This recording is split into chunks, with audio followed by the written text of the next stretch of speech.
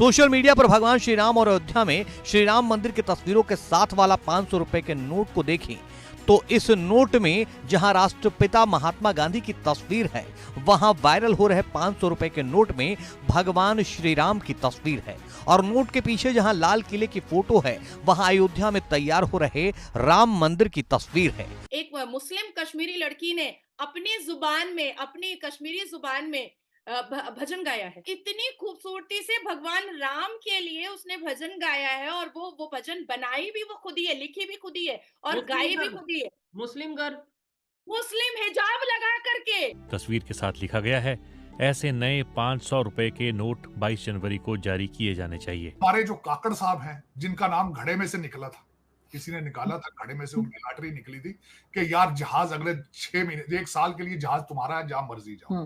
उसके बाद वो इब्ने बतूता बन गए थे, वो स्विट्जरलैंड चले गए। हम अपनी 1400 साल पुराने दकियानूसी ख्यालात के ऊपर इतना सख्ती से बिलीव करते हैं कि हमें तुम्हारी, जो तुमने हमारी मदद की, अपने मुल्कों में हमें आश्रम दिया, अगर हमारे पास खाने को पैसे नहीं, नौकरी की तनख्वाह नहीं, तो तुम अपनी जेब से, अपने टैक्स पेयर से हमें पैसे देते हो, हमें उसकी किसी की कोई परवाह नहीं है। हुकूमत ये कह रही है कि वहां से कारोबार लेके आएंगे। मुझे किसी ने बताया कि वो घड़ियां और चॉकलेट खरीदने गए वहां से। शोएब भारत का मुसलमान या पाकिस्तान का मुसलमान सऊदी अरबिया में सिर्फ हज करने के लिए जाता है, उम्रा करने के लिए जाता है और आपका मुसलमान सिर्फ भीख मांगने जाता है या क्राइम करने के लिए जाता है। ठीक, मुझे किसी ने कहा है कि वो वहां पे जी पाकिस्तान के लिए बिजनेस लेने गए और यार घर में बम पड़ रहे हैं, यार सुसाइड अटैक हो रहे हैं, टीटीपी घुस के मार रहा है, यहाँ कौन आके कारोबार करेगा? लोग अब ईरान ने भी बढ़ना शुरू कर दिया सर, क्योंकि जाहिर बात है यूरोप के मुल्क जो हैं वो लाखों की तादाद में मुसलमानों को अपने मुल्कों में ला चुके हैं। हिंदुओं को भी लाए, चाइनीज को भी लाए, फार ईस्ट एशियन के लोगों को भी लाए, पूरी दुनिया की पॉपुलेशन को उन्होंने अपने मुल्कों में आने की इजाजत दी मल्टीकल्चरलिज्म के नाम पे। लेकिन कोई भी वो हरकतें नहीं करता जो मोमिनीन्स करते हैं। हम भारतीय हैं तो भारतीय नारी बिंदी लगा के नहीं जाएगी तो हिजाब क्यों पहन के जाएंगे? हमारा कल्चर तो हिजाब नहीं है। हमारी कैबिनेट मंत्री पर उंगली उठाने वाला ऐसा ऐसा कॉकरोच को मैं चप्पल मार करके उसका भुर्ता बनाना बहुत अच्छे से जानती हूँ। अपना जहाज लेकर गए, अपना चाहे रास्ते में पेट्रोल खत्म हो जाए, लेकिन चले, शौक था भाई, शौक पूरा करना चाहिए भाई। जब आपका वो कहते हैं ना हाथ पड़ जाए, दोबारा किसने वजीर आजम बनाना है? दोबारा इनके पूरे खानदान में से कोई नहीं। पाकिस्तान ने अभी तक ईरान के लिए अपनी एयर स्पेस जो है वो बंद नहीं की है। ये भी जो खबरें फैल रही है कि एयर स्पेस बंद कर दी गई है या ईरान का कोई प्लेन यहाँ से नहीं गुजर सकता, वो बात भी सही।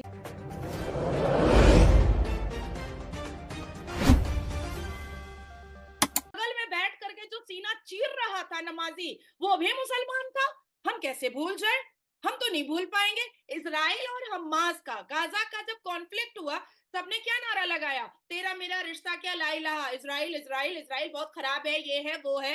भाई बनी इजराइल तौरात में, कुरान में हर जगह बनी इजराइल का जिक्र है, तौर में भी बनी इजराइल का जिक्र है। हमारी 5 अलहामी किताबें हैं, तौरात, ज़बूर, बाइबल, इंजील, कुरान, हमारी 5 अलहामी किताबें हैं। आप 4 को गालियां दोगे माँ बहन की और एक को आप जस्टिफाई करोगे? कैसे करोगे? क्यों करोगे? आपने अपने आप को इस अथॉरिटी की पोजीशन पर कैसे डाला कि आप 4 अलहामी किताबों को गालियां दे करके आप साबित करोगे कि नहीं इजराइल तो था ही नहीं? भाई पहले इजराइल था, पहले इजराइल था। बनी इजराइल का जिक्र तौरात में है, जो पहली अलहामी किताब है। इजराइल का, बनी इजराइल का जिक्र कुरान में है। और आज देखो उन्होंने इजराइल को कितना इंप्रूव और डेवलप कर दिया है कि पाकिस्तान, ईरान ये सब सोच भी नहीं सकता था, सोच भी नहीं सकता था। अब ईरान की होश और नींद उड़ी है कि भाई अब सोना नहीं है, अब जागना है, अब जागना है। और किसको मारा है? जैश अल अदल को, ड्रोन, मिसाइल, और 24 घंटे में चीथड़े उड़ा दिए पाकिस्तान की सरकार की, चीथड़े उड़ा दिए, सोचने पर मजबूर कर दिया है भैया।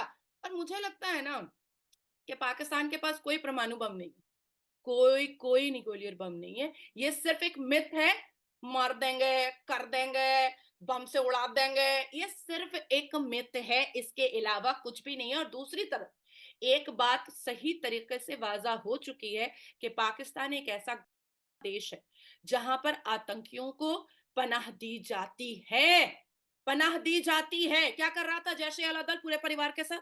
क्या कर रहा था पाकिस्तान में? कैसे मारा? जयशंकर कहते हैं कि प्राइम मिनिस्टर नरेंद्र मोदी जब अबू धाबी में अगले महीने मंदिर का इफ्तिताह करेंगे तो that tells the story that the world is looking us from a different lens. The lens in the middle east has changed. Middle east में लेंस बदल गया है अब भारत को देखने का. This is what the Indians are saying. Then for example ये जो रामराथ यात्रा एंड अयोध्या राम मंदिर सेलिब्रेशंस पेरिस में 1000 के करीब जो लोग हैं वो अटेंड करने जा रहे हैं. वो प्रॉपर वहाँ पे जो उसके इनविटेशन कार्ड्स हैं और ये सारा कुछ हो रहा है. और ये सारी लाइव आईफल टावर के करीब ये जो है ये सारी लाइव जो है वो चीज़ें दिखाई जाएंगी. और ये सुनने में आ रहा है कि 50 कंट्रीज 50 नेशंस इसको सेलिब्रेट कर रहे हैं and they will celebrate this live. और इसमें अमेरिका जो है 300 जगहों पे इसके ऊपर जो है वो लाइव स्ट्रीमिंग होगी.